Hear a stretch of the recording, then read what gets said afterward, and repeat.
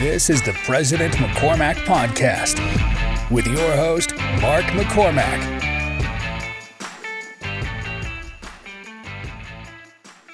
What, is it like a boxing gym kind of thing? No, it's like miserable CrossFit.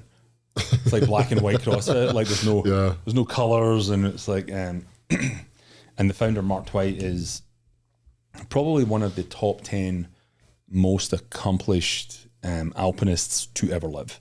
I mean, he's done routes in the Alps and stuff like that people are like, no, I'm just not interested in trying that. So so he was very much big on like the functional fitness, and he was with Glassman, Greg Glassman, who founded CrossFit at the beginning, and then they had a difference in ideology, and Mark's like, I'm out. Yeah. And so he created this private gym initially for climbers and endurance athletes, and then he would gradually opened up to the public. But I remember reading articles about it when I was at home, and I'm like, that's cool as hell, we should do that. But didn't really connect the dots. Had read a lot of his writings, which is pretty dark. I mean, you don't do stuff like that because you're a perfectly balanced human being. Yeah. Right? You're not like, I should just be up in the mountains with like a fanny pack of supplies for 3 days hanging off the side of a cliff. And so I decided I'm going to go find it and just kind of walk in. Went to the address, couldn't find it. Found the phone number, called. It was Mark's wife at the time. She interviewed me for like 45 minutes. She was like, oh, why do you want to come here? Because after 300 came out, there's a lot of like fanboys. They're like, oh, it's so cool. Yeah. Like, well, what have you done? Like, what not quite qualifies you for it, but kind of like what qualifies you for it. I was like, well, I've done this. I did martial arts. Like, I moved here. Blah blah. I did unarmed combat with the military. I helped train them, and she was like, okay, somebody will be in touch. Like, I think it was a month and a half before I got an email from someone, just hanging out, and he's like, okay, somebody will bring you in for basically an assessment, like to see if you're capable. Mm-hmm. It was like another month or so before I heard from anyone. And he came from now, he was like, here's the deal, like, you're going to pay for this session. I'm going to have you conduct a series of movements. We're going to put you on the bike. We're going to do this. And it's going to pass or fail. I either think you belong here or don't. Okay. Like, that's at the beginning of walking in. All right. Okay. Cool. And so I ended up training there like 3 mornings a week. Yeah. Which was the pain. That was like the discomfort stuff. So, it wasn't. I mean, it's different, right? I was never bagged and tagged at the gym, but the whole weekend was kind of like right up my alley. Yeah. Like the MMA, the rappelling.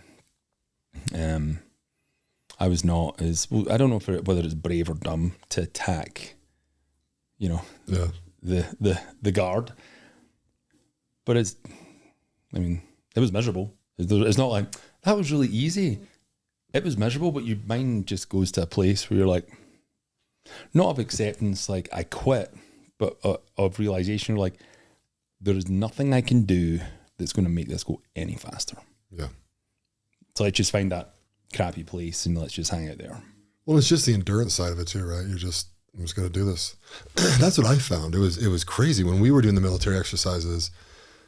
At first I was like, am I going to be able to do this? Right. Yeah. Cause you always have a little bit of self-doubt. But quickly I'm like, well, I'm one of the leaders of this group, so I'd rather die than quit. So we will die out here. Yeah. And then it was like, but then after about an hour, I was like watching all these guys lose their minds. And I'm like, guys, this is like almost sorting people from like strong-minded people and weak-minded people. Totally. Right? And I think there's self-knowledge, and there's a bunch of like younger guys in the group, like 20s, 30s. They just haven't necessarily been through all the hard stuff yet. And there's like, you and I have got a ton of hard stuff ahead of us, right? But I think it's like, I know me, it's like when I'm in the zone, I'm going to get quiet, not because I'm quitting, but because I'm just going to hold that space. Yeah. And because if I can hold the space, I can help someone else. Yeah. If I don't hold the space, I'm useless. Right. So I loved it. trying to explain it to my wife. She's like, "You're a retard." I was like, "Yes." Yeah, I'm a man. It's like, so what do you think about the waterboarding part? well, I learned that there was there's 2 different ways to be waterboarded. I don't, Yeah. an easier way and a harder way. I was like, really? Dude, I didn't feel a big difference between them. Did you? So we only did it once because we were kind of moving, but we did rag in the mouth. Yeah. And I lasted about 12 seconds, which apparently was longer than anyone else in my group. Oh, there you go. Yeah. But for me, it was, it wasn't the water coming through the rag into my mouth. It was my nose. Because you can kind of like pinch, and like kind of stop, but I just felt this pressure build up. And I was counting, I was like 1, 2, and it was fine.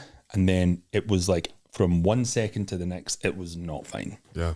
And I think it's when the pressure in my nose kind of got so great that I felt everything that was in my nasal canal just kind of dump into my throat, that I was like, oh. Right. So I don't want to be flippant and be like, it was not bad. I can't imagine doing that for an hour. Right? You're like, yeah, we can tap our leg and it's over, right? But to go, if you're in another place, yeah. Like, hey, you're done, back in. Back in. I can see how that could be tough, but I think it's good. I think there's some guys that's really, you could just see struggle with the idea of it, but have that light bulb moment when they get off the table. Yeah. Right? Where they're like, I was terrified out of my mind, but I still did it. It was like jumping off the cliff. Yeah. Like at the rope swing. I don't know if I've seen as many openly shaky legs right, for someone who hasn't done anything yet. Yeah. As I did at the top of that cliff. Yeah. I mean, some of the guys were like full like body shakes, and I'm like, dude, you're not even strapped in yet. Right. Did everyone jump? Yeah. Okay, good. Dude, Nick impressed me so much because he was kind of apart from the group, and just getting into himself. He's like, this is the thing I hate the most. Yeah. And I think I can't remember if he went last, but it was pretty close to last. And he needed every minute of that to get himself to the place we could even approach the edge. It was kind of funny. So we had a guy, it was Alan, because people put us together pretty quickly, right? He's a Polynesian guy, right? Yeah. And he was nervous. He was really scared. He's probably the heaviest one of all of us, I think. Yeah. I don't know if he quite ever than me. I was like 350 back then, but like he started doing the hukka, right? Good for him. And 2 of us I started laughing. I was like, bro, I ain't gonna save your shit. Jump. Like he's up here doing the whole thing. He's strapped in like right at the edge of it doing the whole hukka. And then finally he just quit halfway through it and jumped. Because everyone was just like, oh, I know. We're all kind of encouraging him, and he jumps off that thing. I actually went first in my group. So I was the very first one. I was actually not going to do it. Really? Yeah, I'd gone down there. Me and Ryan Bingham, we had both decided, like, I'm not going to get peer pressured into this. Like, there's a leadership group. I'll show you leadership. I'm not going to get peer pressured into anything. I decided about 4:00 in the morning before we left at 6 that I was actually going to do it. And then I was like, well, if I'm going to do it, I'm going to get this shit over with. So there's actually no video of me jumping off. There's one little side camera where I jump and disappear, but I don't have like the drone going out and all that kind of stuff. But it was a pretty freeing moment for me. So oddly enough, what was your reason for not jumping? I didn't want to. But is that a fear thing? Is that I don't want to do what everyone else is doing? I'm going back in my memory a little bit so I kind of remember. I don't know. I have a big, don't like authority. I don't like unrighteous authority, right? If someone being told what to do, I don't mind it if it's from a person that I've qualified. Right. Probably the best way to put it, right? So like if I have a mentor, like a business partner or someone I implicitly trust, Right. But just to do things just because everyone else is doing them, that is just not my style. Yep. And so in fact, when I joined the group, I actually had turned the group down twice, right? And then Nick Hallen talked me into joining it, right? So when I called Jimmy up, I was like, hey, I'm in. I'm going to be 100% in like I do with everything except for I'm not jumping off that damn cliff. And he just kind of laughed, right? And then took my money. And then we didn't go for 3 months. Wait a minute, what do you know that I don't know? Yeah. Why is this funny to you? But I mean, to his credit, 100%, like when that was over, I was like, okay, cool. That'll be the hardest thing I do in what? There's nothing else harder than that. I did have to go do it again down in Africa, but which is like, I don't, it's not as fun the next time. Well, I think Jimmy did a great job of like setting the tone of it. You're like, this is not you just going and jumping off, right? Yeah. This is you really, like, this is symbolic of like identifying some of your issues or weight stones and leaving them behind. Because even Taylor Palmer, who runs the rope swing, he's like, I've done this a million times. Yeah. This time felt different because I was doing it for a reason. And it's pretty cool to hear him talk about that. He's like, this is not exciting, right? This is just another day. Yeah. Dude, I watched a video of him yesterday, and he's out in a glider with one of the fans in the back, just like, you know, it's like he lives a really action adventure, awesome life. Works his tail off for it, right? Yeah. But to hear him, who is so used to seeing and doing that, but like, it's when you're intentional about things. I think that's true of most things in life. If you're intentionally making the decision and being thoughtful and mindful about it, you're going to get more out of it. Yeah. So, when I jumped, I remember before I just shut down, I'm just like, what's the worst thing that can happen? I can die. Right. But it's going to be over really fast. Right? It is kind of one of those things though. It's either you're going to die or you're not. To me, it's like a binary, right? Like it's not like a static line where I'm just going to break my back, like falling off the side of a cliff. It's if it holds, awesome. If it doesn't, oh well. Yeah. You know? And so when I got to the cliff, I would say that it's a really interesting moment, the 5 seconds before you go. Yeah. Because it does feel very surreal. Like, there's the abyss. Here we go. Did they liken it to like a baptism? You guys were there? No. They kind of had a little bit of that tone. It was more of you're leaving your old life up here. Yeah. Jump off this thing, kind of come back up, you know? So I think we were kind of referring to, I think the group kind of took the baptism part, you know, kind of like forgive your sins kind of thing. We had one guy throw his wedding ring off and then he got divorced. Yeah. That it's, I mean, I don't know all the details of everything. I mean, I trust him, but like, I think it was the best move for him, you know? And it's like, which is kind of hard to say because our group's not really the pick and choose if you're going to stay married, right? Our group is like, you make that work with your wife. Yep. You know, you chose this, you impregnated her a few times, you're going to make this work, jackass. And so at least group 2 kind of has that tone. Yeah. And I think there's also like, it's probably in large part you. We kind of recognize that. Yeah. You know, it's like, and everyone's got their stuff, but we're always in control of how we respond to it. Yeah. The problem is we get complacent through repetition and we get lazy through repetition of like, here's our pre-programmed responses. Yeah. And the problem is the longer that goes, the higher, the faster the escalation to something that doesn't really need to happen. Yeah. So, no, I love the rope swing. I did jump off, do a somersault and scream freedom. Did you really? Which felt kind of on brand, right? Yeah, pretty Scottish, yeah. I mean, Mel Gibson's version of Scottish for you. I used to tease people on my mission. So anyone listening to this, so Ross grew up in Scotland, obviously you can tell by the accent, hopefully. I served my LDS mission there 20 something years ago. And, I don't know, man. It's wild, right? I love Scotland. Yeah. Isn't that fun? And most people do when they've been there for more than 3 or 4 days, but to be there for 2 years, you got to see like the dirty underbelly of Scotland purely based on where you served. Right. But there's also a lot of beauty and there's a lot of history that people are really proud of, and it's hard history. Yeah. You know, oh yeah. Like America's history is hard, but there's a celebration, right? You won. Yeah. You sent us all back. Yeah. We didn't, we lost. Yeah. We have a loser's history. Yeah. You know, and to the victors go the spoils, and I think that's done a lot for, you know, it's going to put a chip on people's shoulders, which is probably unnecessary now. Yeah. But no, it's when I after 2 years in Portugal, I just love the people, eccentricities and quirks and all. Right. Like, it's not to say I don't want to strangle them. Yeah. Like, seriously, we're doing this again. Yeah. But I don't think you can live. I think you can live somewhere for an extended period of time and kind of get by, but the way you serve as a missionary, you are with the people. Yeah. It's really hard not to kind of fall in love with the reality of the country and the history and the people, because you're meeting them on their level. You're not going back to your nice fancy house. You're not driving, you're living in the crappiest of crappy apartments that you would never dream of renting if you were a college student. Yeah. Yeah. 100%. When you have no money.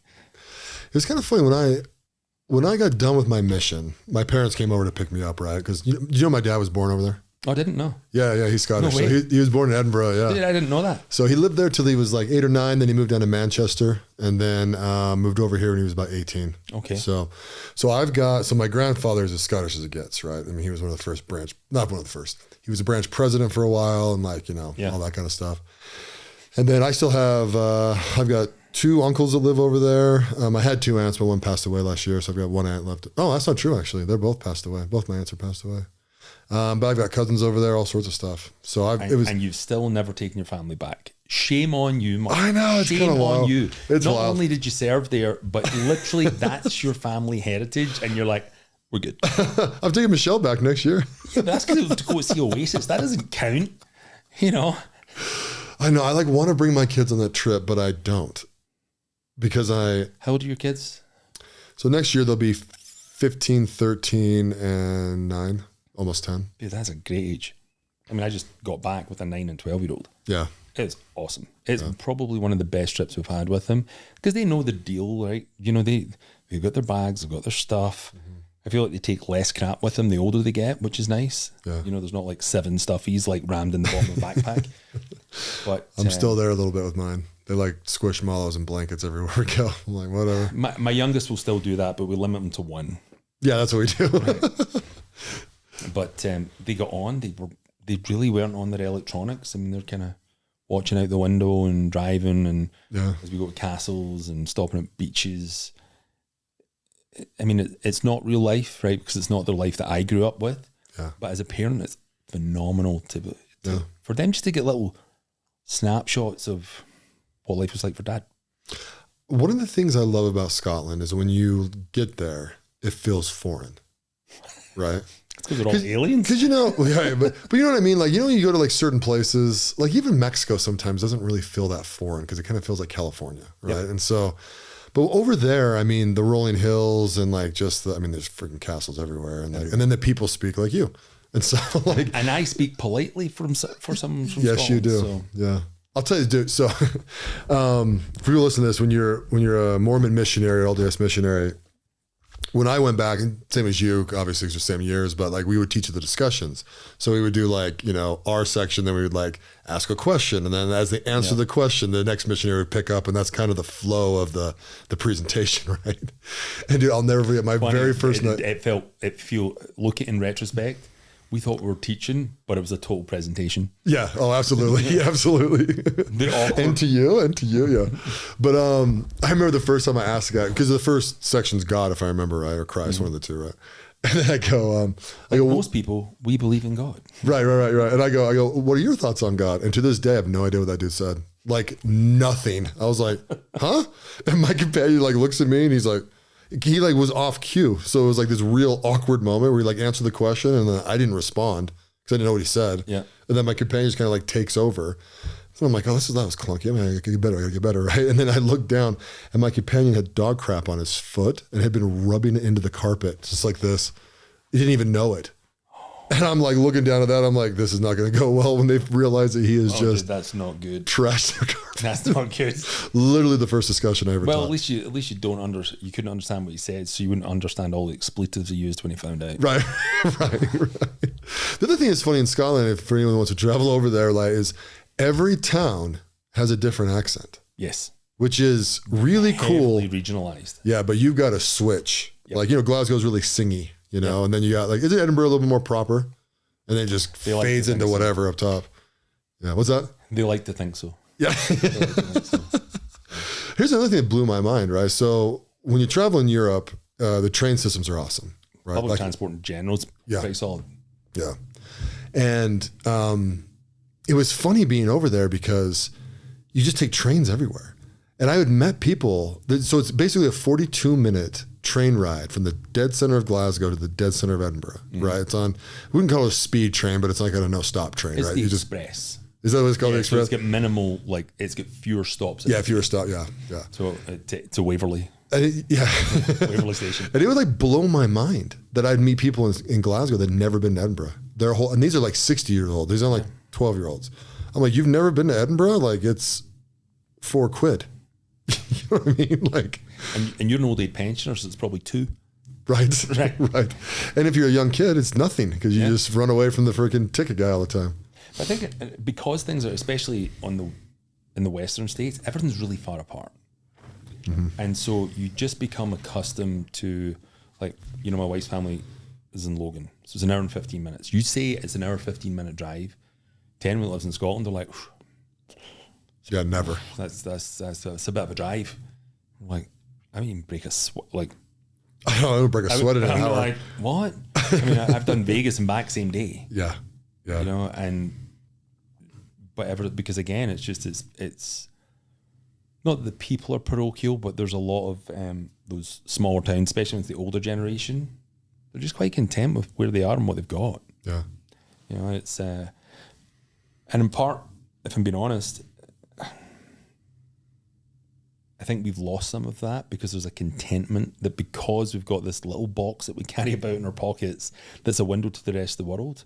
There's a lot of, I should go here and I go here and go here and go here. We were just, you know, we were in the Cotswolds for a week, and we go through all these little villages in the Cotswolds, and it's all full of tourists living their time in these villages through the lens of a phone or a camera.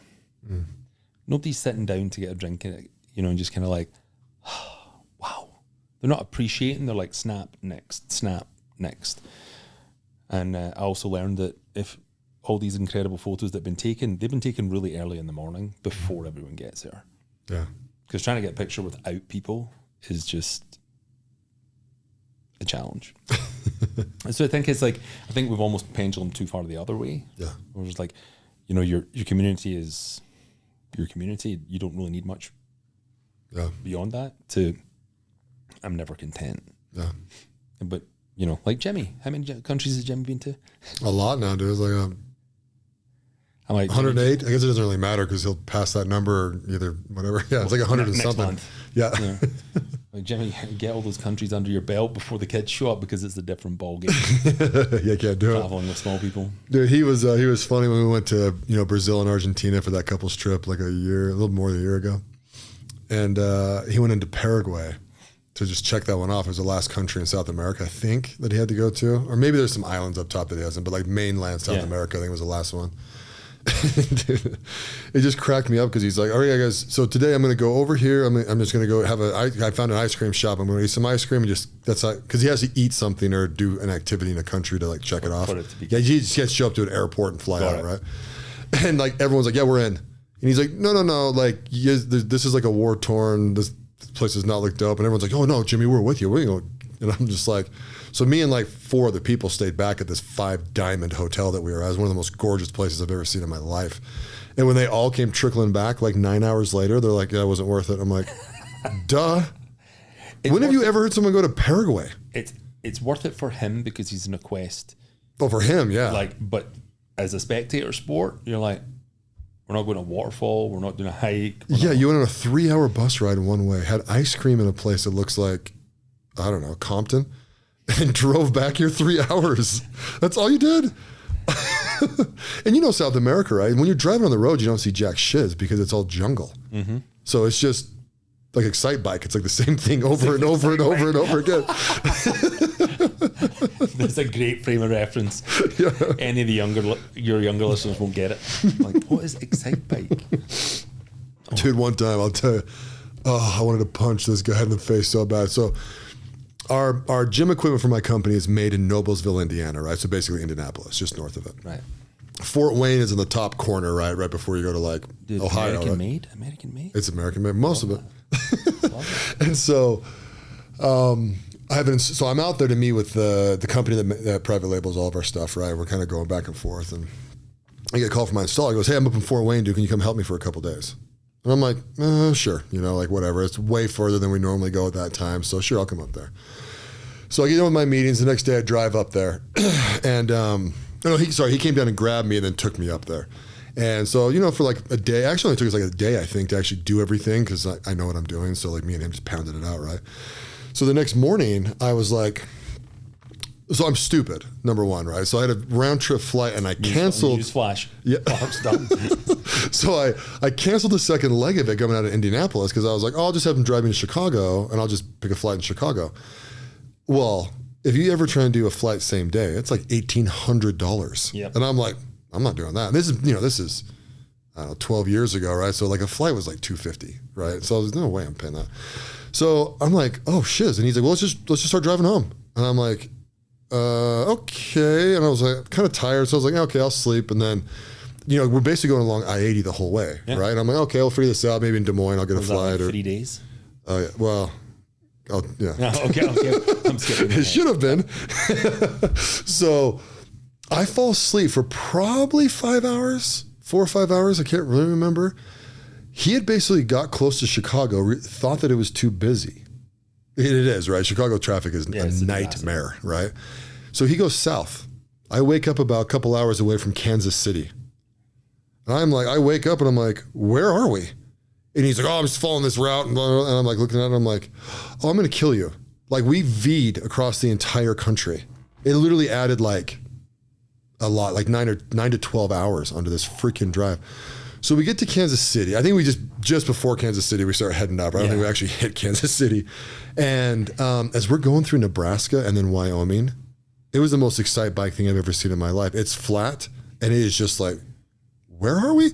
And it's like, I think it's 9 hours through Nebraska and like 8 hours through Wyoming. And it's just the same thing. There's no turn in the road. It's just like straight.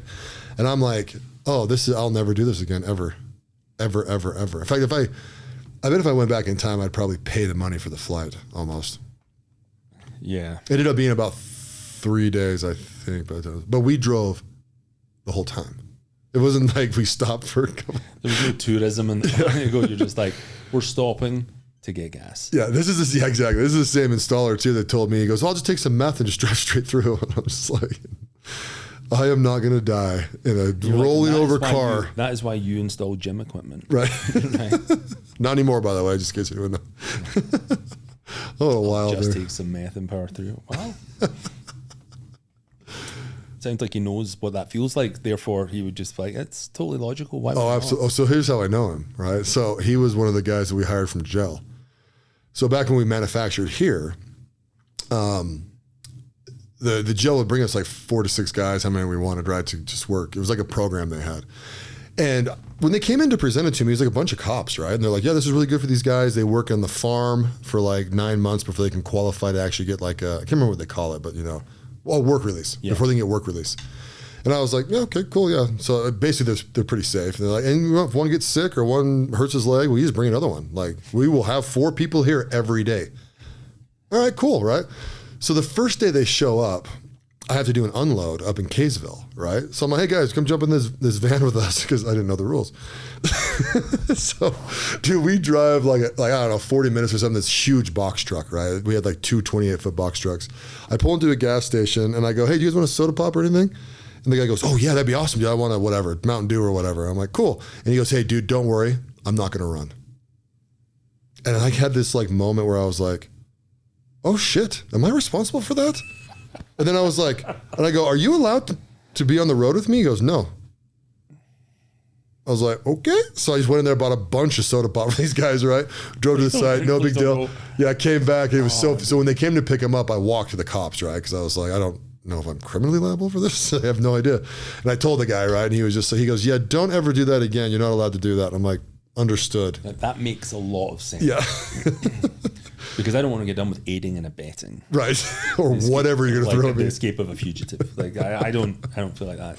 But I guess they have guys run all the time. All the time. So and they don't have like an ankle monitor on or something like that? Not that I remember. I mean, they were in prison. So they were at the Point of the Mountain at the time. And this was in county jail. This was like prisoners. Jail. So, and then the point of the program is to hire them when they're done. right? Yeah. So we ran, I don't know, we probably ran that program for 4 or 5 years. If I remember right, probably ran 50 people during that time. We only had one stay, and it was him. And so he's basically Walter White from Breaking Bad. He taught me how to make meth on a trip. So we go driving. The theory of making meth. Let's just clarify there. Yeah, I've never done it, but I know how to do it. No, we're driving up to Port. This is after he was out of jail, right? He was working for us full time. And I'm like, Steve, tell me about like your life, man. Like, what happened? Where'd you come from? Why are you in jail? I'm a cook. Yeah. And he goes, yeah, exactly. He goes, well, I was in jail for cooking drugs. And I was like what? And he's like, meth. And honestly, I barely knew what meth was at the time. So I was like, well, what is that exactly? So he starts, phosphorus this and ephedra and like goes into all the main components, and he starts telling me how to do it. When you're on a drive from here to Oregon, that's awesome entertainment to listen to this guy. Had you watched Breaking Bad? This is like way before Breaking Bad. This is before Breaking. It wasn't even a thing. Yeah. So when you did see Breaking Bad, you're like, it's my favorite show of all time. You missed an element. Yeah, it's not blue. It's not how the big boys do it. The first time I watched Breaking Bad, I thought, why is it blue? Right? because he would tell me. So he made so much money selling meth and making it, right? It was really like a Walter White situation. He bought 2 car mechanic shops, and that's what he would launder his money through, right? So he'd always have a car in there that he was working on, but it wasn't really a customer's, right? So he'd run, $500,000 for each one of them every year, just straight cash, and it was all drug money. So when they took him down, and he had like a beautiful home, he had like $1 million home back then, and like he's just a mechanic. Decent life, actually. He's just a mechanic, right? Yeah. Yeah. So I'm not joking. Like if someone told me that Walter White was based off of him, other than being like a school teacher and stuff, I'm like, makes sense. And so, but he started using it, and then he, just kind of got high off his own supply. Never partake of your own product, man. Yeah. Doesn't matter if you work in a Dairy Queen or you're cooking. Adverse effects may follow. That's so good. Oh, the things I've learned, dude. I don't know. I have a very interesting life. I've met a lot of people. Have you documented it anywhere? Just on this? Just on this? Yeah. This podcast is honestly just a journal for me. I've never monetized it at all. I don't really want to. I get people hit me up on LinkedIn every freaking 3 days trying to help me monetize it, and I'm just like, no, I don't want to be a slave to this. Yeah, and it means you can't run it the way you want to. Yeah. Right. Yeah. So, and you're probably my 203rd episode, second, third, fourth, something like that. I just barely released my 200th, and you're making me feel so special, man. I'm just another, But I'm kind of I think I'm going to go to like 250 and probably stop. Really? Mm-hmm. So why did you start?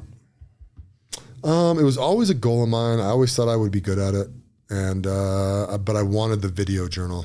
I wanted to bring the people that I like on here. I've probably only brought on a handful of people that I didn't know before they actually came on. Right.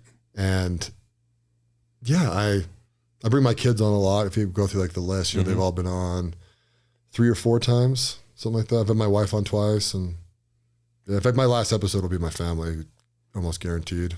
And that's cool. I'll just end it. Yeah, that was. We used to have a videographer at the agency, and when he wasn't doing client stuff, I would have him just kind of document a day in the life of. Yeah. And it was the same reason. I'm like, so I have one audio recording of my dad. One. Yeah. I think my sisters might have like one other little video of him. That's it. So my kids will never get to hear how he spoke and what he was interested in. And the first couple of videos I had Vince record, my kids were top of mind. My grandkids were top of mind because I'm the last Scottish accent in this line. That's right. Everyone else has an American. And so it's going to be at some point, what did Grandpa sound like? Yeah. You should watch him. Yeah. And you should watch him before he's an old fart. Yeah. You know, there is kind of that. I think there's a lot of value to also to your kids when they're old enough, hearing about the tough stuff, the struggles.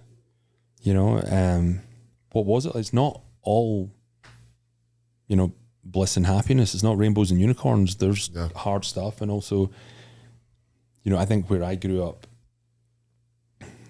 we were in the nicer houses that were 1 or 2 streets away from the really crappy houses. Yeah. we couldn't afford necessarily to be all the way up the hill. And that gave me a front row seat to some pretty tough stuff, you know. But I think in this age, especially through podcasts, you get to hear other people's stories, and it's a really safe way for your kids to find out, like, there's some bad stuff that people do and happens to people, and but you can overcome it. We hear it all the time, and we watch it all the time in sports movies. Everyone loves it, right? The kind of the face of conflict and trial and adversity, and the little train that could just makes it happen, right? Yeah. Whether it's Remember the Titans or it's Miracle or Chariots of Fire. I mean, we love that, but also feels very far away. Yeah. Whereas I think listening to some podcasts and listen to how people have been able to overcome things that maybe a tiny molehill to some of us, but might be a mountain to others. Yeah. So I'm a fan, and it's not about being selfish. I mean, everyone already knows your name, Mark, so it's not like more people need to know your name. Yeah, exactly. You're like, I'm kind of a big deal and a big guy, so, you know, it is what it is. I am not that big of a deal. Dude, you're a legend in your own mind. Let's not kid ourselves, right? Well, thanks to friggin' Matt Beret and his friggin' speech, dude. I was like, hey, this is all about me. This is kind of fun. What'd you think about that speech, by the way? So well done. Right? I think he hit the perfect blend of the painful authenticity, because you forget not everyone is a natural born friend, or is perceived as that. Not everyone craves friendship, and for him to be able to tell that part of his story, and to a certain extent I resonate with it, because when I was 15, I was short, and I was 5'5", and I was skinny, and I played D&D, and I listened to heavy metal, and I was like probably the only, if not one of the only active LDS in my high school. So that's 1 out of 1,500. Yeah. Played basketball, but short, so not helpful. Yeah. And you don't really fit in anywhere. And so, but you're like, I wonder what it's like. And I was fortunate because I was quieter back then. I was also oblivious. I didn't realize how sad and lonely I was. Right. I remember my mum, she shared a story with me. I mean, this is years ago. And she's like, it used to break my heart to see you staying home every Friday night. I'm like, it didn't break mine. I didn't think about it. Yeah. I was just doing my thing. Like, I'm painting little Warhammer figurines, or I'm watching Red Dwarf, or I'm reading a Choose Your Own Adventure book. I mean, I'm just... Yeah, I love it. I was kind of oblivious to it, because there's no social media, there's no cell phones, we didn't have the internet in our house, you know, so it wasn't ignorance is bliss. But there were times, the older I got, I was fed up. There were definitely times where I was ostracized because I wasn't the same. Yeah. You know, everyone else is dabbling, they're experimenting smoking and drugs and drinking. And is that one of the things that got you kind of on the outside if you didn't participate in that growing up? Yeah, because there's common bonding and there's a lack of trust. Oh, are you a goody two shoes? Is that why you don't do it? Because most kids were not raised in a super actively religious home. Yeah. And so... Yeah, because people, you could probably attest to this, Scotland's pretty pagan, actually. It's actually very denomination. Well, not non-denomination. It's non-religious, basically, right? So it's sectarian, and you identify as Protestant or Catholic. Yeah. Based on your soccer club. Right. Genuinely. Yeah. It's like if you supported Rangers, you're a Protestant. Mm. If you supported Celtic, you're a Catholic. Mm. But they're not practicing. Yeah. So it's just a label. So, you know, maybe they'll show up at Christmas because their granny wants them to show up, or Easter. Yeah. But I think they speak as though they're a God-fearing country, but I don't necessarily believe that a lot of their actions are... They want to be good people, but it's not like there's a higher power that's going to hold them accountable for it. Yeah. So not actively participating and things definitely kind of pushed me a little bit more out on the periphery. Dude, I remember, so I used to deliver early morning newspapers. But part of that was you had to collect the paper money on like a Thursday night. Right. So, and I was out and a kid came up to me in the street. Turns out, and it was a kid that I went to school with. And he had something called Buckfast, which is a tonic wine brewed by monks. You probably I know are, a Buck, right? Bucky, yeah. Bucky, screw top, green bottle. What would you? What's the equivalent here? I don't think there is one. It's such a unique. It's like a wine cooler, basically, right? But a really crappy one. Yeah. Like I've never had it. So no, it's like I'm not sure what the adolescent wine of choice is over here. Yeah. But he had. I think over here is just literally anything you get your hands on. That's probably true. But he stopped me, grabbed me, and pulled a bottle of Bucky out of his jacket pocket. And he says, "You're going to drink this." We're in the middle of a street. It's 9 o'clock at night, so it's dark. And I'm like, what? It's like, I'm not drinking it. He's like, if you don't drink it, I'm going to hit you over the head with it.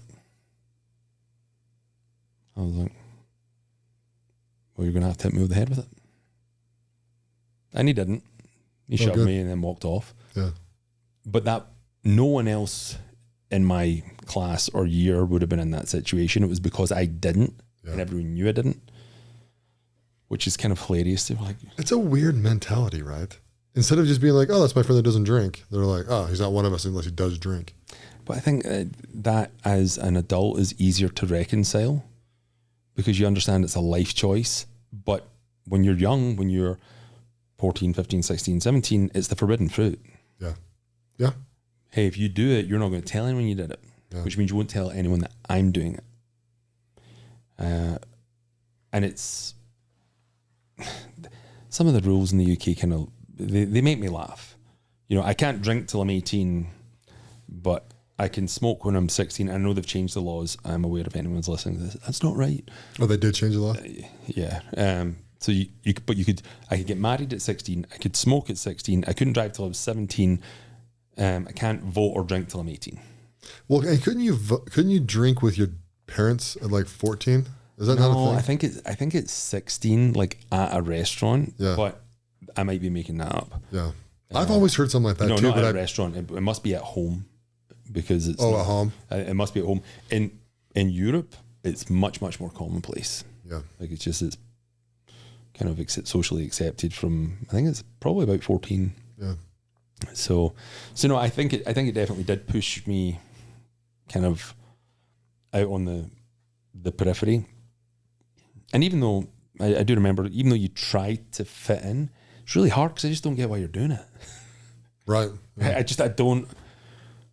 And maybe, my dad finished out his life as an alcoholic. He drank pretty consistently growing up, but at some point, nobody ever plans to be an alcoholic. Yeah. But there's a tipping point where your body just says, I can't really function without this.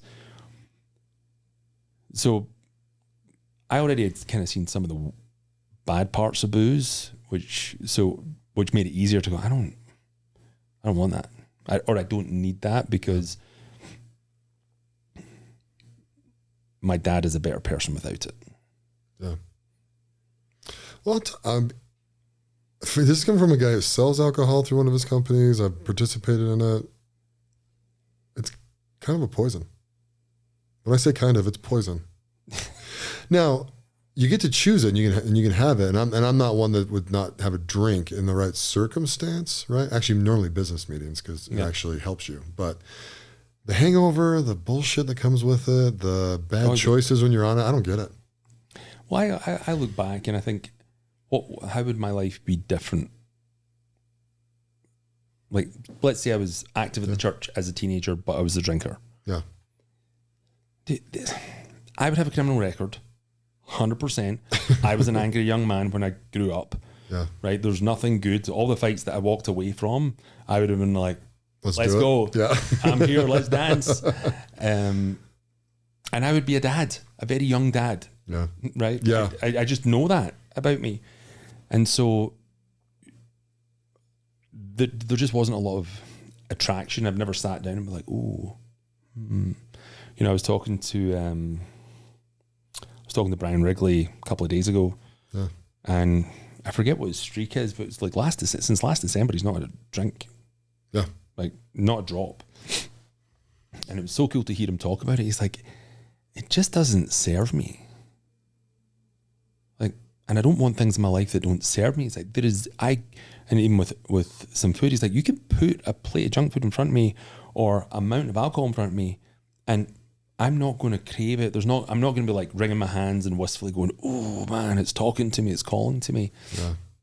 It's like, because I prefer the person I am without it.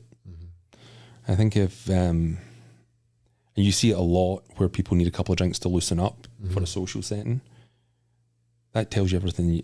If they could step out of themselves for a moment and go, if I need this to believe that I can be a better version of myself with other people, what's the problem? Yeah. Well, I tell everybody, it's like weed and alcohol are escapes. I don't care what you say. I don't care what you say. Right? Even for people that take weed to sleep. And I actually have my medical marijuana card because I take a little gummy to go to sleep most of the time. Right? But even in that moment, I have insomnia. So I'm literally escaping life to go into like this little high moment. And then it makes me tired. So I fall asleep. Yeah. Right. And I mean, I've had a recreational like during the day and stuff, but you're lazy as shit when you're on weed.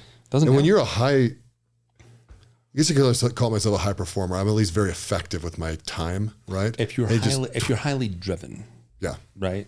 Like you just operate at a higher RPM than a lot of other people. You're wired that way. Some of it's a choice, some of it's learned, but don't send me to lie on a beach for a week because it'll drive me nuts. Dude, that's me. If I get a 4-day weekend, I'm going crazy by Sunday. 4 days, like, you know, if we go to Mexico's really the only place that we go where we will just power down. Yeah. On like literally day 4 every time, I'm like, okay, I'm ready. Yeah, let's go. And I'll sit on my laptop, or I'll try and use the time productively. But we just don't do a lot of those trips because it doesn't. I want to be busy. If I'm going somewhere, I want to travel. I want to see. We go to Hawaii and we don't stop. Yeah. We'll do half a beach day and then we'll go explore the island and we'll do something. Then we'll do like half a day on the beach, but there's probably a surfboard involved. Yeah. You know, and I remember when I got my wisdom teeth removed, I was here because, you know, the UK, you got them until you die. I think it was day 2. I had a really bad adverse reaction. I looked like the Elephant Man. I was fine day of. The next day, they must have nicked a blood vessel or something, and the whole side of my face had swollen up. Oh, yeah. Like, just like, and I go back to the dentist. He's like, that's not how you're supposed to look. Yeah. I'm like, sweet. So he gave, I think it was oxycodone or something like that. Man, if you want to not care about anything in your life, that's what you take. Right. And I was in pain, so I took one the first day. Yeah. And I just went to the basement, put Chuck on. Yeah. I was like, oh, you know. And second day, same deal. It was like taking 2 a day, right? And I got up on the third day, and I was standing in the kitchen by the sink, looking out the window, and I'm like, I hate this. Just put them down the sink because I'm like, I'm not interacting with my kids. I'm not like present with my wife. I don't like this. I would rather deal with the pain. Yeah. Because at least it lets me know I'm alive. And that sounds really extreme, but it is. And I do empathize and sympathize with those who feel that's their only option. Yeah. Because again, everyone is wired for a different vice. For some people, it's being a workaholic. Yeah. Right? Yeah, I like to get my hands into way too many things. And then my root behind it is because I feel like I can affect change in a positive way. Is it a savior complex? No, because I don't mind when people fall on their face. I don't want to save everyone just the things that might make me money. Right. Yeah, exactly, right? Well, like even like someone called me up today. Oh, I'll tell you off camera who it was. And they asked me a mutual acquaintance. Yeah, you know him. Yeah, okay. Yeah. And he called me up today, and I'm like, and then he's got a great business opportunity. And I'm like, my first reaction was like, oh, hell yeah, let's do this, man. And then I'm like, you're already struggling in life with too much stuff. Like, why are you saying yes to this? And so on the call, I was like, hey, hold on, I got to temper this a little bit. I got tons going on right now. Can we shelf this for 3 months and talk about it in January? And he was like, oh, absolutely. We can do it anytime you want. I just want to have a good partner. And I'm like, okay, cool. I just got to get some stuff done, then I'll do it, which I kind of patted myself on the back. So I'm like, sweet, I didn't just say yes to everything. That's hard when that's how you're wired, to be a bit more yeehaw about stuff. Yeah. So I don't know how you got on the path you are on with business, because how many businesses are you involved in at this point? So in my personal portfolio, I have 5. Right. That I chair. I'm the chairman for all 5 of them. Okay. And then I have my venture fund that I'm a partner at, and we have, I don't know, 25 companies in there. But I don't have a lot of governance over those. I don't have any governance over those. Those are just investing. We have board seats and stuff, but I don't occupy those. So how did you end up on this path into? So my dad started ADP Lemco when I was 3, and I started working there when I was 8. So literally my hire date's 1989, right? It was so funny when I was in my mid-20s because people would be like, you were 8. I'm like, yeah, I know. No, my dad's Scottish. He was a slave owner, basically. Yeah. He had 3 children. We worked there. Dude, my grandpa ran away from Ireland when he was 14. Really? Yeah. Like, to Scotland. Yeah. Like, peace. I'm out. I don't blame him. No parents, a big Ireland fan. No uncles. Just. Yeah. So I worked there for a long time. Then I went to college. I did paralegal studies, which is basically your pre-law degree. Right. Got into law school, and my dad came and said, hey, I'd like you to help me run the family company for a couple of years. I know you're thinking about going to law school. And I loved school. I was a really good student. I got a 150 on the LSAT, which is like right down the middle, not good, right? And I'm white, right? So I got into basically Texas Tech and University of Buffalo, which I was like not super chuffed. So I was like, yeah, I'll do this with you. I said, but Dad, if I'm going to do this, I want these 11 things, right? It was like, fire my uncle, fire my aunt. I want to be, if I get my job done, I want to have the ability to be an entrepreneur and get myself in other things. And the only thing for that is if I get this done, that I'm supposed to get done, right? And he's like, okay, cool. So there's a couple other like more minor things, right? So over the next couple of months, we did all that stuff. And so then I started doing entrepreneurial things. I started investing some money, and I started a payday loan company. My very first one was actually called McCormack and Heaton Capital. It was like I guess you'd call it a private equity fund. That's a real generous term for what we were doing. On paper. We were taking money from people and investing it into deals, but we didn't contract any of this stuff, blah, blah, blah. We actually almost had a law firm give us $5 million. I was 26, just so you know. And my partner, who was my friend from high school, was 25, right? Because he's younger than me. And we had actually borrowed 50 grand from someone to give to this law firm for the underwriting our deal. And then if they liked the deal, they'd fund it at $5 million. If they didn't like the deal, then they just refund us our 50 grand back. Well, we got 50 grand. We sent it over to them. Like it was like they would just keep their word. Now that I'm a little more astute in business, I'm like, how did we get that 50K back is beyond me. Yep. And they did. They just ACH'd it right back to us when they decided not to fund it, but who knows? But yeah. So yeah, I made a lot of mistakes in my 20s. A lot of businesses went bad. I've had a couple exits, and then the flooring company where we do like the portable courts. A guy came to me, my business partner, and said, "Hey, will you help me buy this building that this company's in? I want to buy the building. It's a smoke and deal, right?" So I looked at the deal, and it was. So then I ended up like, "Hey, let's just do this business together." And we spun it off and started doing our own thing, and then. The other ones, kind of the same thing with the other ones, right? Someone came to me and approached me and said, "Hey, let's get into this." Blah blah blah. The other one's Artsman Sports I was telling you about, right? So, and that thing should do okay. Maybe we'll see. With things on the operating table for 6 more months. You'll know in 90 days. I will know in 90 days. But then my cousin worked at Bacardi for a really long time, and then when he broke away, he wanted to start his own company. That's how I got in the spirit side.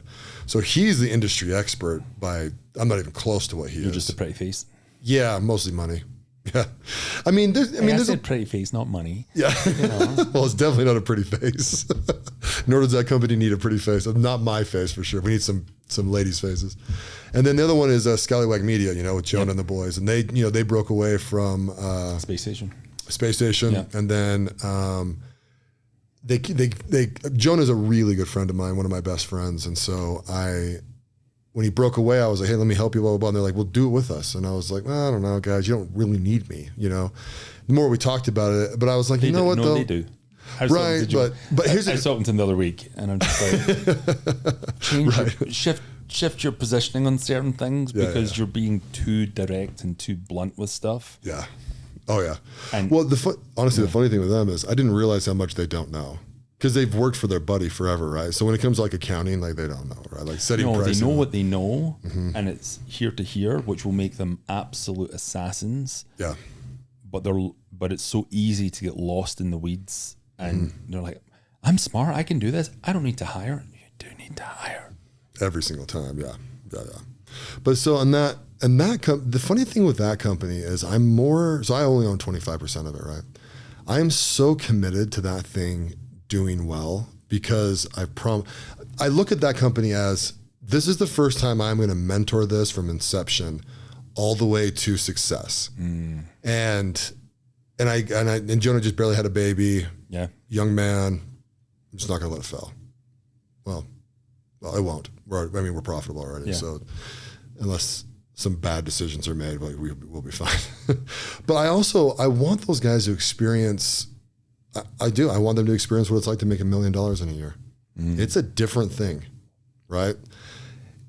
And, you know, anyone that makes $300,000, $400,000, $500,000, that's insanely good money, right? Like, yep. You can retire on that, you can save for that, you can invest in that, you can live a great life on that, blah, blah, blah, blah. It's just different once you make $1 million. I've never done that. I've not broken the $1 million. Yeah, let's do it. I've had some really good years, but I've never done that. Yeah. Has it ever been a goal? No. So, dude, why are you asking me that? No, I used to be really good with my financial goals because I was always like, I want to, and this is going right the way back to day one, right? I never meant to start an agency. Yeah. Total accident. I just figured out I was good at it. And again, I was brand new. We were just married, and I'd been cleaning out storm drains out on the west side, and I'm like, this sucks. So there needs to be a better way. And I remember if I can just make this, like if I make $2,500 a month, I'm contributing to my household. You know, my wife back then was making 60 grand a year. I was like, well, if I can make $5,000 a year, $5,000 a month, when we have kids, she can always not work. Yeah. You know, and then it's like, well, everything's cruising. Okay, so let's say 10. And the difference between 5 and 10 when you're when you're up and coming, it's kind of huge. A life-changing moment. Oh, 100%. 60 or you have $5,000, 60 grand a year, right? You're just you're paycheck to paycheck essentially, right? Especially with a family. 10 grand, you're good. You've kind of crossed that gate to where it's like, yeah, I got some freedom here. Okay, and I can I've crossed a bridge, and I can now see what else is out there. And I think the next jump is when you make 25. Like when there's a noticeable lifestyle difference. Yeah. And then 50, and I remember talking to a buddy. I think he's a network marketer guy. He's like, Ross, at 50 grand a month, there's not much you can't do with your life. But there's still limitations. Yeah. I was just like, what is it? All right, Mr. Miyagi, you know. But he said it largely depends on what you want to do with your life. Yeah. You know, he's like, 50 grand a month, you can fly first class, but you're not private jet. It's like, so decide what you want. And I was really, really diligent. And I think I also am somewhat guilty of the grass is always greener. But with the agency, I'm like, I'm only going to work with small clients, and because I like them and I care. And then somewhere along the line, I'm like, I want a 6-figure a month client. I'm going to go find a 6-figure a month client because that'll make me happy. You go out and you're like, wow, I did it, and I couldn't enjoy it because I'm just like, oh, there's so much stress, right? Yeah. And it's probably and it's come up in what as we've done the finance portions. It's more of a reminder. I'm like, what is my number? That's a great question because I'm the business owner that always wants to pour back in. Yeah. It's leaders eat last. A couple of years ago, I read the book Profit First. Yeah. I'm like, That makes more sense. Better way to live. Better way to live. Yeah. So no, I mean, it's kind of been on my mind for the last 6 months. I'm like, and again, I'm Scottish. You know enough Scottish people. You're the son of one. Yeah. So do you have a British passport? No. Come on, man. I was born here. Right, but your dad is Scottish, so with a British passport, you're entitled to a British passport. Oh, am I really? Yes, because Well, I'll get one then. my kids are going to get theirs next year. Oh, okay. Okay, I'm on it.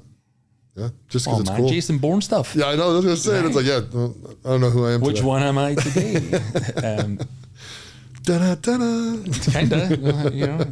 Deep down, every kid wants to be James Bond. Well, there's a couple countries that actually don't accept American passports and accept British ones. So Yeah. it's actually, I don't know which countries those are if I'll ever go to them, but it's kind of cool. But if you do, you've got the option. Yeah, yeah. But Just yeah, grab my British passport, baby. It's right next to my gun and my and my currency. I'm good to go. I'm good to go. Grab those earplugs. You're gonna need them. But no, it's the Scottish part of me goes, don't dream too big. Really? Dude, you've been enough around enough Scottish people. Are Yeah. wealthy people praised for the hard work that took them there, or are they kind of treated like, oh, they're not good people like us? They made their money in a different way. That's exactly what they're. Yeah. So the voice is a lot quieter than it used to be, but it's still there. You know, to go, because it feels, and this is a completely opposing statement. On one hand, it feels like I'm totally capable of doing it, but on the other hand, I'm like, but it's the bad people that do that, right? They're not great human beings. Yeah. And I was like, but yeah, my family deserves it. So no, I've never had $1 million goal, but Yeah. that might need to be a thing. Which sounds Maybe, ridiculous. honestly, maybe not though. I mean, here's something I've learned in Watt, right? I got really annoyed. So my career basically for the last 20 years has really been just put your head down, do good things. You know, I invest money in the stock market like crazy because it's just easy, right? Yep. And I'm good at it. But these guys, I mean, I'm talking to a 41-year-old guy, right? I think he's 41, 42. And he's like, well, yeah, my goal is $100 million. And I'm like, okay, how much money did you make in a year now? And it was like 130. I was like, it'll never happen. You know? Now, my nature is actually not to say that to people. My nature is, okay, let's figure out how to do it then. Let's come up with at least a plan, right?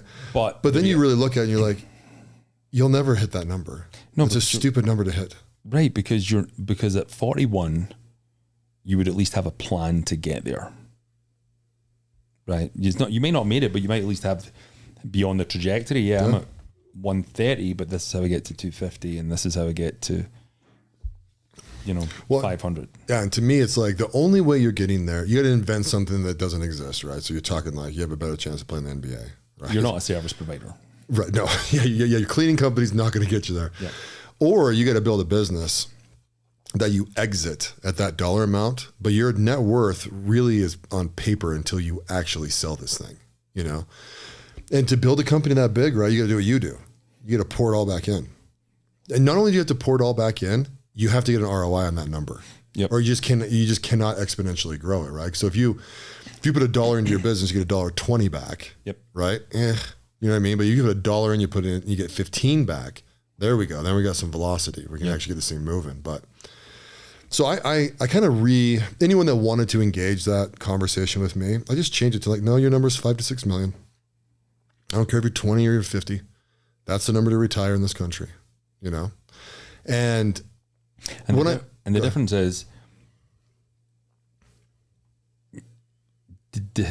differentiating, and I had to learn this, between your business doing millions of dollars and you taking home $1 million. Right. Those are very different right? things. But again, people are like, but this and this. I'm like, no, but what's your net? Yeah. Like, what's in your bank account at the end of the year? When you pull up your tax return, what did Ross make? What did Mark make? Or even more than that, after Uncle Sam comes and rapes you, what's really left over? Yeah. You know? So it's really 1.5. Oh, 100%. Yeah, if you want a net, yeah. And I meant, like on paper, bring a mill home, right? But yeah, it's like easily $1.5 million. Yeah. But But I think it's good for people to have realistic goals, right? Like if someone came to me and they were 25 and they said, I want to be worth 20 million when I die. I'm like, oh, okay, we can build that, you know, but like, I feel like I'm like discouraging people, but it's like at 40, man, the chance you hit 100 million is like 1 in 100 million. But what's the point of like, what will that 100 million do for you? Nothing. Well, I mean, it gives you ultimate freedom if you actually do it, right? But like, yeah, but you're gonna be 60. Well, that's so let me tell you this story. Okay. Right? So I get this guy. I get pitched all the time, right? Because for our investment fund. So this guy's in my office. I've told the story before, but and he like looks at me and he's like, his business idea is just garbage, right? It's top golf for basketball, but he's full of enthusiasm, like you wouldn't believe, right? So we're like going through this whole thing, and I'm like, okay, I'm like, dude, where's your first location? He's like, L.A. I'm like, L.A. I'm like, have you built this place? He goes, no. I'm like, homie, dude, you're 2 years away from getting a permit to build something in California. Have you ever built a thing in California? Because we work there all the time. Yeah, and everything's so expensive. It's a nightmare. So he's like, well, where'd you put it? And I'm like, Vegas. And he's like, oh, well, yeah, that makes sense. You're holy like, shit. Duh. Okay, what else you got going on? And then I'm also like, why would people do this? I'm like, what you're not getting is Top Golf isn't about golf. It's a bar. It's about socializing under the guise of golfing. Yeah. See, he didn't even want to put a bar in this thing. Oh, dude. And I'm like, I'm out. The second he said that, he's like, why? I'm like, I don't know the P&L for Top Golf, but I'm telling you right now, it's at least 40% of that's alcohol. At least. Food and alcohol. Yeah. Right. And so he's like, oh, okay. Anyways. So my point of this whole story, he looks at me because you could tell he was losing me. Right. Well, I was saying no. Like it was, he had lost me really, but he was trying to save it. But really. Yeah. And he kind of centers himself and goes, I'm going to ask you one question. I'm like, okay. And I'm thinking, good, because I want you out of here. I got shit to do. And he goes, do you want to be a billionaire? And I go, absolutely not. And he's like, and it threw him off the tracks like you wouldn't believe. He goes, you don't? I'm like, hell no. Do you know the hours I would have to put in to hit $1 billion? Probably 16 hours a day for the next 15 to 20 years. And that is maybe. So no, I don't want to be a billionaire. And then he goes, well, what about like flying around in private jets and like blah, blah, blah. And I go, bro, I find it offensive that you're coming here asking me for $5 million and you don't think that I can fly in a private jet whenever the hell I want. And he was like, oh, well, yeah. And like, you knew for a fact it was like this speech in the mirror before he came. Yeah. I'm going to get him with the billionaire talk. And I'm like he's going to bully you. Like, right, oh, yeah. you really want to miss out on this? Oh, no, this is a horrible idea, but hold on, I can be a billionaire? Mortgage the house. It's like, you're kidding me. But it's also one of those things where it's like when you earn, I hate to call myself an investor, but I really am. But it's like the way you view things are just different. Number one, it's like, could this be successful? Okay, check. Because if the answer is no, there's not even a point of talking about it. I don't think this could be successful. Perspective is more important than passion at that point. Oh yeah. Right. When it's your own deal, passion needs to be the thing that takes you home, right? Like when you're just like, it gets you through the long nights, it gets you through the early mornings, all the tough conversations, that's what the bank looks like, right? Passion is the thing that is required. But if you're investing, you need to have a very clear perspective on, I'm not the operator. Right. So I have to, is jockey not the horse, right? And if this thing goes crazy, I will become the operator because this happens to be my money. Yep. That's another thing to think about. It's like, do you ever want to operate this business? Absolutely not. Then don't put $1 into it. It's just a bad idea. But I don't think that a lot of guys who raise money recognize the probability or possibility of that happening. Yeah. You know the number one problem with raising money is? Here's a little hot take for my Instagram later. Underfunding. The first round. I have seen so many people, because here's the deal. Raising 1 million or 1.5 million, it's actually the same effort. Yep. Right. It's just, so if you tell everyone you need $1 million. Room, but it's the same effort. Yeah. But it's like, if you need $1.5 million and you only raise $1 million, you might as well raised $2 because it's just still going to go into the ground. You're just going to have $1 million worth of people's money suing you. And an investor would rather know the real number that gives you the highest possibility and probability of success than the conservative, well, I'll try and make it work. I'm not betting on try and make it work. Right. I'm betting on we're going to get it done. Dude, I actually prep people now because you said the word conservative, right? I tell people, I'm like, listen, when you come to give me this presentation or come to give my partners this presentation, do not use the word conservative. Use the word realistic. I don't want to hear one damn thing out of your mouth that says, well, this is very conservative. We're going to be super rich, but my projections are conservative. I'm like, I want realistic. You ever seen a P&L that shows a loss? Like in a pitch, I have. Right? No, in a pitch. Yeah. Like, in a pitch? Oh, no, right? No. Everyone's the spreadsheet wizard. Yeah, it's always by month 6 we're rich, you know. Well, if that's the case, write your own check. Right. It's only 6 months. That's one of the major things too. I always ask people all the time, like, why don't you have an SBA loan? Well, you know, things take time, and I'm just like, you don't qualify. And how long? Like, okay, you don't qualify, and how long do you think it's going to take you to raise money? Right. Dude, not as long as it takes. We have a startup, and we've self-funded everything. It's an AI startup. I got a text on my drive here saying we've closed our first deal. Oh, good. So it's funny. I was waiting. The last podcast at Daniel's. Yeah. I was waiting on a text that never came. Literally, we had the green light. Yes, this is done. We're gonna work together, and it never came. And I think if you listen to the recording, I'm like, I may have it. The text saying that, and I was chuckling as I was driving in because my partner's like, "We got it. It'll be signed on Monday."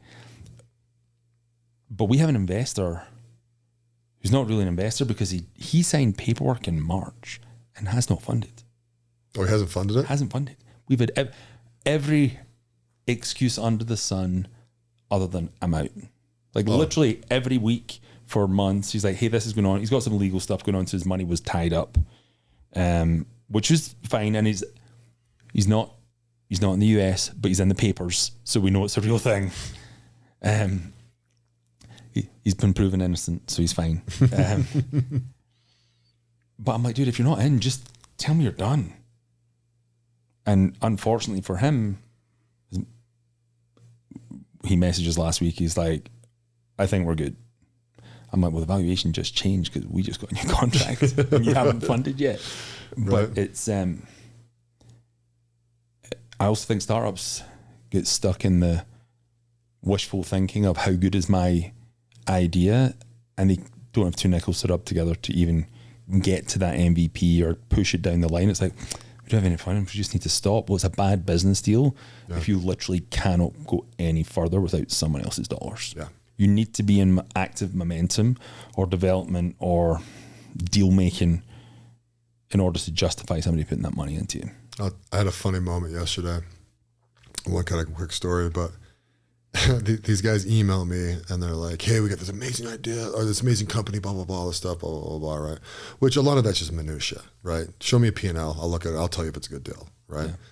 And so the guy, they send an NDA with it, right? And they go, just sign this NDA, we'll send you everything, take you to our room or plan room or whatever. Yeah. And I'm like, okay. So I hit him back and I go, I don't sign NDAs. So if you want to have me look at it, send it over. If you're not, we're still friends. Right. That's what I send every freaking time. Right. So they send this email back that like, well, it's a requirement of ours, blah, blah, blah, blah, blah. Right. Right. So I'm like, you know what? I'll be nice to these guys. They seem professional enough, you know? So I hit them back and I go, listen, it's not that I don't sign them. They're unenforceable. Right. I'm in a venture capital fund. There's not one thing that I haven't seen that you guys are going to show me. And if you do show me one thing that I don't know, you think I'm going to take the time to take that and start up a company with it? You out of your mind? I want to put my money into companies that are over $100 million valuation, right? And I'm just like, there's nothing in your company that I haven't already seen. So a non-disclosure agreement doesn't work, right? And the guy hits me, and I'm like, dude, we look between 120 and 200 companies a month. We never sign NDAs ever. And so he sends this thing back, basically saying, I don't believe you. Right? Just kind of like, well, then move on. Yeah. Like, okay. But I'm not asking you to believe me. The truth is the truth is the truth. Yeah. And we're playing different games. Mm-hmm. You're asking me for money and calling BS. Right. Okay. One of us in this conversation is successful and has no need to lie. Right. It's also, and the thing, and I responded back to him like, oh, thank you for your time, blah, blah, blah. You know, like, boom, get it out of here. Delete that inbox. But like my thing with him, I want to be like, you don't understand the game if you're acting like this.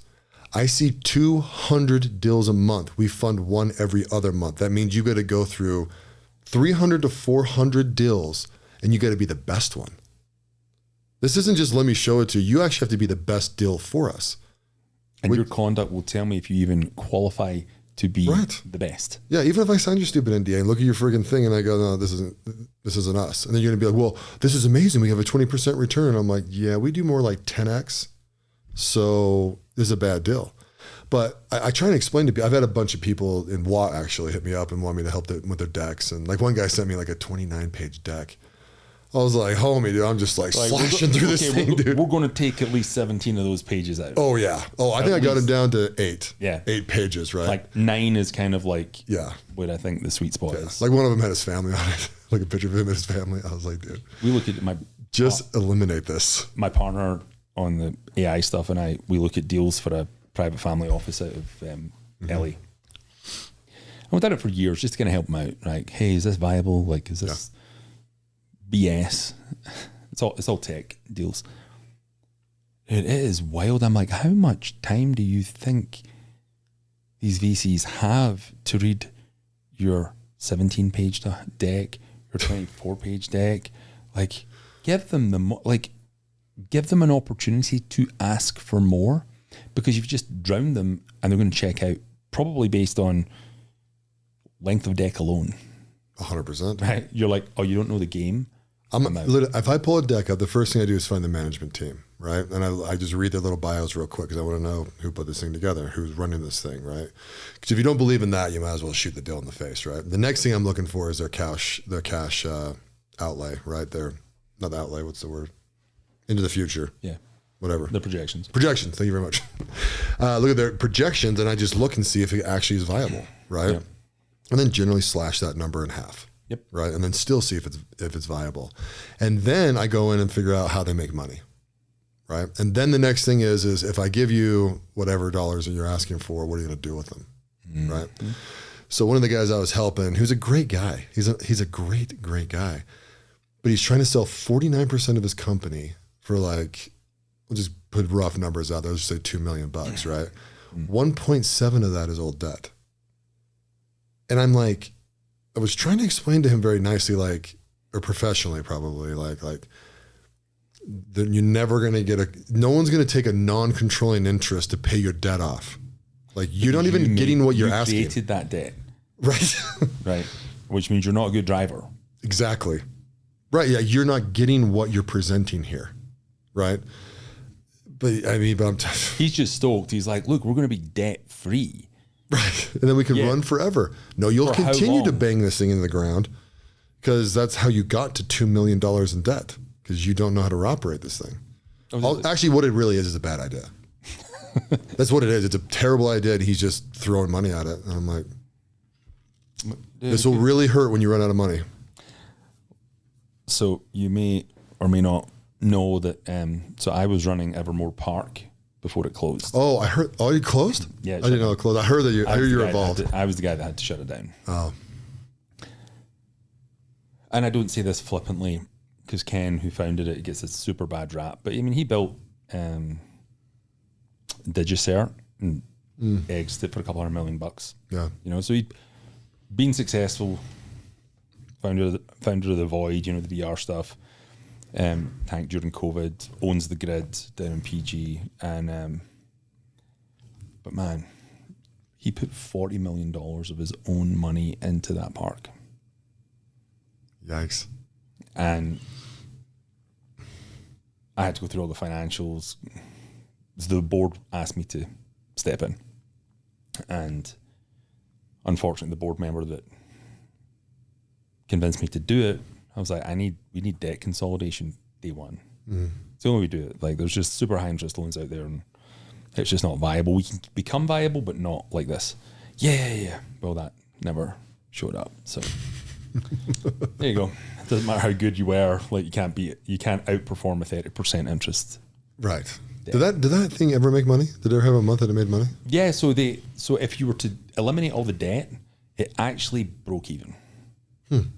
The park wasn't finished, and the problem is they had a rock star cast like team to begin with, but some of them ended up over at the Void, and they ended up in different ventures, and you had a bunch of really nice people hired that weren't necessarily qualified for the positions that we had. You had a lot of highly creative people kind of helping run things. And again, it's tough for Ken because he was the CEO of the Void at the same time as the park was going.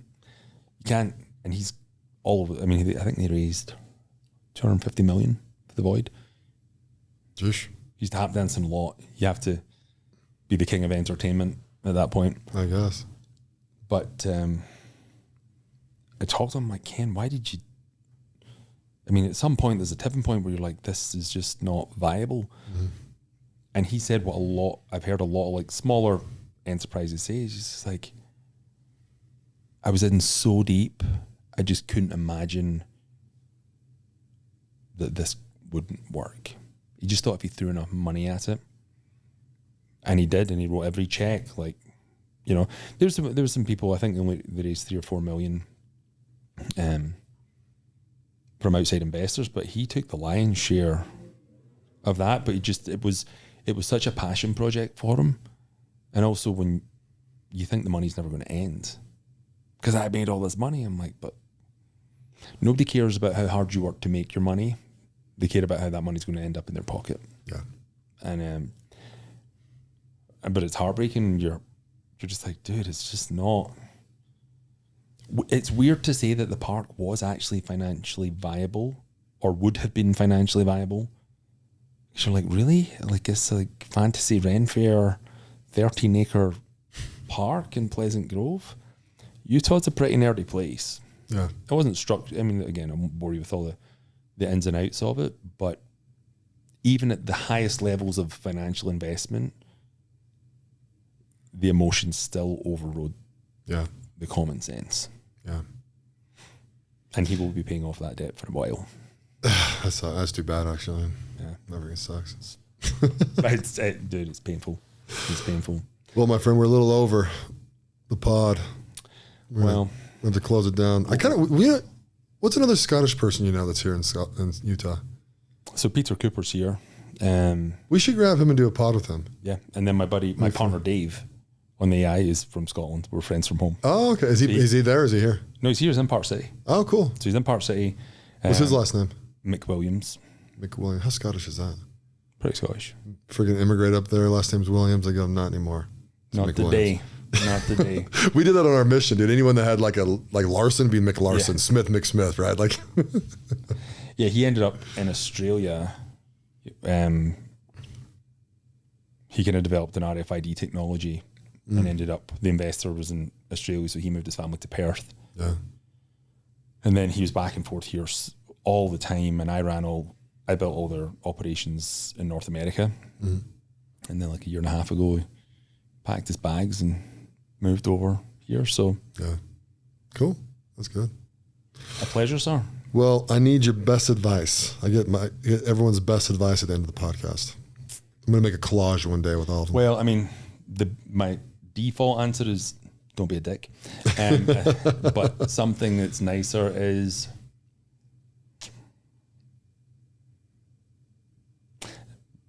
on Nick's I said be excellent.